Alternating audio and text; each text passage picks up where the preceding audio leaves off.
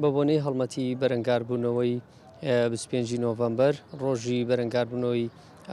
توندوتیژی دژی ئافرەتان ئەمڕۆکو بەڕێوەبەراتی بەرەنگاربوونەوەی توندوتیژی گەرمیان لەگەڵ سەرجەم ڕێکخراوەکانی سنووری داری گەرمیان دەستمان کردەوە بە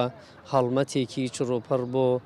وشارکردنەوەی تاکانی خێزان بۆ ئەنجامدانی کۆڕ و سمینار و کردنەوەی وەرکشۆپ و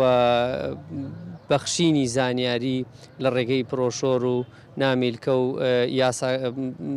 بەخشینەوەی یاساکانی بەرەنگاربوونەوەی توندوتیژی خێزانی خراپبەکارهێنانی ئامێرەکانی پەیوەندیکردن بەسەر هاوڵاتیان ئەمڕۆژ لە ناو جەرگەی شارەوە لە ناو بازاڕی کەرارەوە دەستمان پێ کرد و ئەم هەڵمەتە بەردەوامە بێ بۆ ماوەی 16 ڕۆژ و بگرە زیاتریش هەڵمەتەکە سەرجەم قەزاکان و ناحێکان و تەنانەت لادیەکانی سنووری ئیدارەی گەرمیانی شەگرێتەوە.